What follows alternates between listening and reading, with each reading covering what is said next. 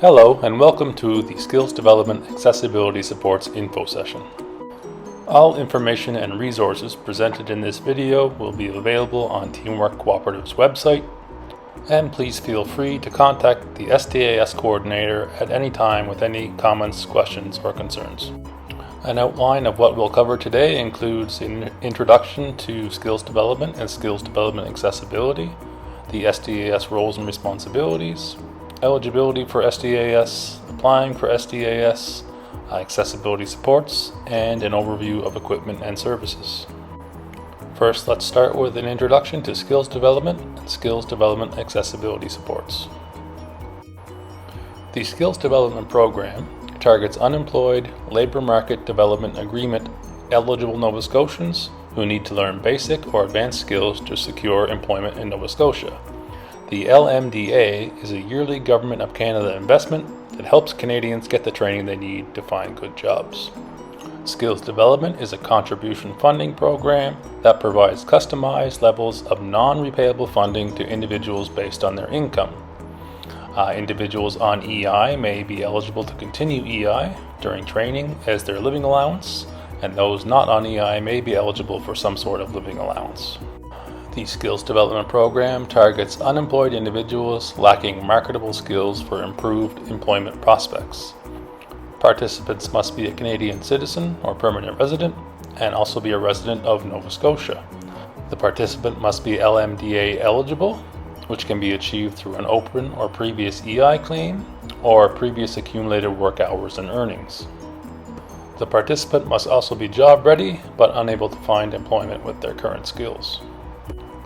As for program details, full-time study or training is required, an industry-recognized program is required, and training must be provided by a registered institution that leads to a certificate or a diploma. University degrees are not funded. Benefits include enhanced employability and job prospects for unemployed individuals, and it supports participants in finding sustainable employment. The Skills Development Accessibility Supports Program is an offshoot of the Skills Development Program and is for people with disabilities. To be eligible for SDAS, clients or students must be enrolled in Skills Development Program and have a permanent disability. SDAS financial assistance supports the cost of equipment and or services to reduce educational barriers directly related to the disability and the training program. This program targets individuals that live with a permanent disability and are enrolled in skills development. For program details, full-time training or study may not be required, as approved accommodations allow for part-time training. And like skills development, an industry-recognized program is required, and training must be provided by a registered institution that leads to a certificate or diploma. The benefits of the SDAS program is that it enhances successful participation of training for people with disabilities, it enhances employability and job prospects for people with disabilities, and it greatly supports people with disabilities in finding sustainable, long-term employment. For more information on the SDAS project, please consult the Teamwork website, as we have a go-to guide. This info session will be there, and there will also be the contact information for the SDAS coordinator. So just a quick recap of the SDAS program. It's a financial assistance program aimed at supporting students with permanent disabilities who are approved for the Skills Development Program. Its purpose is that it supports the cost of necessary equipment and or services that can help overcome educational barriers directly tied to a student's disability and the training program. And the process is that the student will submit an application package with the help of their case manager, a student accessibility specialist from their training institution, help from Teamwork Cooperative's SDAS coordinator, and Employment Nova Scotia. This next section outlines the roles of different organizations within the SDAS program. Starting with case managers, the case manager's job is to support clients through the application process and provide support through the case management process in general. Case managers will support clients through the SDAS application process. They will assist in the early identification of disabilities, encourage and support clients to pursue documentation by qualified professionals to confirm suspected disabilities, They will contact the STAS coordinator for help in early identification processes. They will help coordinate external assessments alongside the STAS coordinator if required, provide ongoing support through the case management process in general, make referrals to or receive referrals from student accessibility specialists at training institutions, mainly NSCC. Case managers will sign privacy release forms on the behalf of students and clients to speak directly with student accessibility specialists at training institutions. They will receive accessibility recommendations and accommodation plans from training institutions. Case managers will submit the STAS application through LAMPS or email. And finally, they will notify the client when ENS makes a decision on the STAS application itself. Student accessibility specialists, SASs, are the disability and accessibility experts at their training institution. They will accept referrals from students who disclose their disabilities. They collect information related to the disability and recommend support based on the selected program. They provide space for the students to make recommendations of their own. SASs develop accommodation plans in collaboration with the student and teaching faculty. They reach out to the STAS coordinator with comments, questions, and concerns. And in terms of the Nova Scotia Community College, privacy release forms are needed for CMs to speak directly with the SASs regarding students. Employment Nova Scotia program officers' role is specific to assessing applications and providing funding. They receive and assess SD and STAS application packages. They notify clients and case managers when a decision has been reached. They administer the funding. And also to note, it is not ENS's role to identify or make recommendation accommodations under STAS. The STAS coordinator will help CMs with the STAS application package, answer any questions. They will assist CMs and clients with the early identification of disability and support. They will connect CMs and clients to other regional, government, and community-based disability supports and resources as needed. The STS coordinator will help SASs with disability supports and answer their questions as well. And they will also act as a liaison between ENS and between the case managers and SASs at training institutions. This section will outline the eligibility criteria for the STAS program. To qualify for the STAS program, individuals must meet the following criteria. They must be approved for the Skills Development Program, and they must have a permanent disability as verified by a professional. Self-identification is not an option for the STAS program. When considering whether an individual is eligible for STAS, just ask yourself the following questions. Is the individual approved for or applying for the SD program? If yes, they can continue. If no, they are not eligible. Does the individual have a permanent disability? If yes, they can continue. If no, they are not eligible. If yes, a disability verification form must be completed and a disability assessment may be required. And finally, has a student accessibility specialist or a case manager identified the needs for accommodation? If yes, they can continue, and if no, they are not eligible. All this really means is that an individual cannot refer themselves to the STAS program, and it will take a SAS, a case manager, or the skills development coordinator to make that referral for them. This next section will outline the application process for applying for STAS. The process for applying for STAS really depends on when the individual's disability is identified and verified.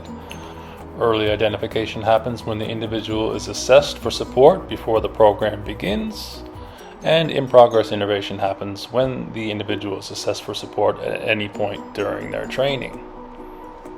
Please note that our focus is on early intervention, as this is the most effective way to ensure that necessary supports are provided as soon as possible. When case managers submit an STAS applications, there are two times they can do so.